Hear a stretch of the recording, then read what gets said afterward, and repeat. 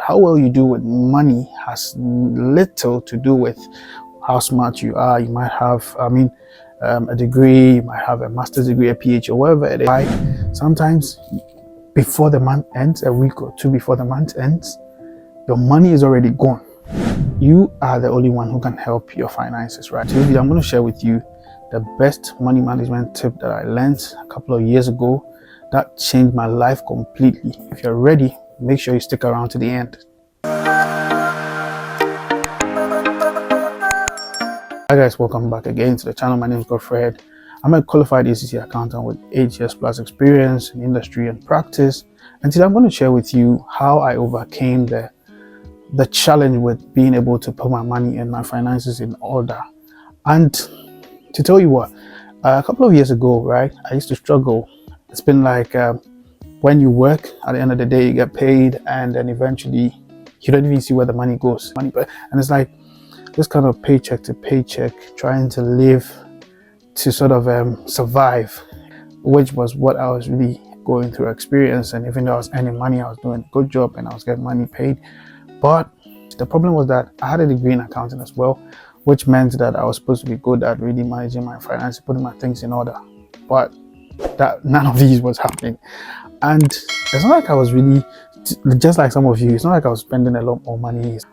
I noticed something. And so I realized that the month ends and I'm just on the edge. And I really wanted to find out how I can put my finances in order. So then I started reading. And I stumbled on one of the books called The Psychology of Money. And that was when I learned one of the key lessons that probably you might have glossed over if you've even read the book, which changed my entire finances. So the book called The Psychology of Money by Morgan Housel, got hold of it, started reading it, and then in the book, I think in the very beginning, the first chapter, I spoke about the fact that how well you do with money has little to do with how smart you are. You might have, a degree, you might have a master's degree, a PhD, or whatever it is. It has nothing, or it has a little to do with that, and a lot more to do with how you behave. Now, so that was it. When I heard it, I was like, okay, hold on, what does it mean? And I started reading on, and I realized that it was resonating with me, because that was like when you're reading something and then you're seeing yourself in whatever you're reading. It's like a reflection of how you have really behaved over the years, which you were not even unconsciously aware. So how well you're doing, that's a secret. Like how well you do with money has little to do with your knowledge and expertise, but a lot more to do with your behavior. So he gave a story about two different people. And for those of you who know about Ronald Reed, he made the news in 2014 when he died. He didn't really have like a good life, as some of us will put it. But this man died in 2014 and then had over $8 million in his account.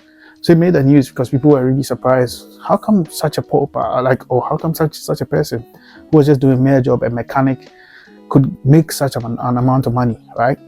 So apparently what Reed was doing was sort of investing, right? And then trying to live within his means. And that is the behavior bits that we're talking about, right? And you know, this behavior thing is actually worsened, especially when you find yourself in a system where you get access to credit, you can borrow things, you can do stuff like that. You are tempted to sort of behave in a certain way. And to be honest, money has the tendency to actually influence how we behave, how we think. And sometimes, I don't know about you, but I realized that sometimes when you get money in your account, it's like you want to do certain things like that. There's that edge to, oh, let me try and do this, go a little overboard. Can I go and chill a little bit and all that?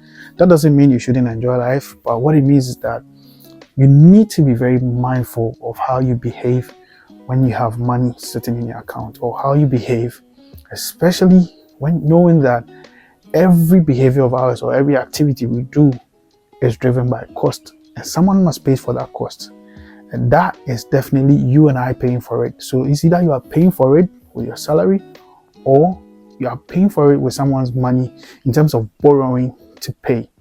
So when I thought about this, when I realized that, okay, hold on, can I take an inventory of my life and see wherever or which activities I'm really going through that really come with cost, or the activities that generate cost in my life. And then I also did some sort of talk of what activities that I do that really generate income in my life. And I realized that my activity, the cost-driven activities, were way more than the activities that were bringing income into my life. That's the more reason why sometimes before the month ends, a week or two before the month ends, your money is already gone. So number one thing that you can do is to sit down and ask yourself, how much do you pay in bills? How much do you pay in transport? How much do you pay in food? How much do you pay? A lot of us will have no idea of the average amount of costs that we incur or living costs a month. So that is the starting point. Once you want to take hold of your money, you want to make sure that you're master over your money. You must know which activities are generating cost in your life and which activities are generating revenue in your life.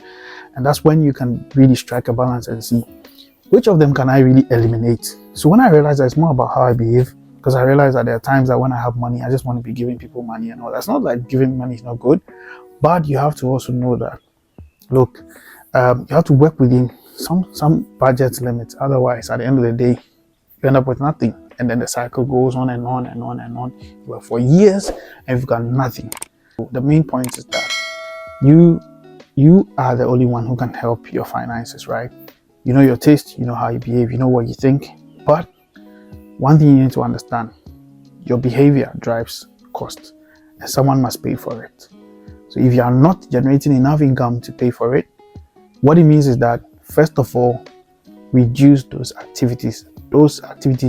I believe that when you list everything down religiously, you'll be able to identify which ones are really not necessary that is taken or eaten into your money. Is it that you reduce those activities that generate costs that do not really add value to your life, or you try and then find means of increasing your income? Because mind you, how well you do with money really has to do with your behavior and not how smart you are. I believe this video was useful. I believe this set the tone for you to start thinking about it and taking inventory of your life to make sure that you are getting some sort of a level agreement as to what really works and what doesn't work in terms of managing your finances. So at this point, if you haven't yet subscribed to the channel, please make sure you subscribe, comment, like, let me know what you think about the video, share to everyone you can in your contact, and then let's get on this journey this 2025 to make sure we turn the narrative of finances around.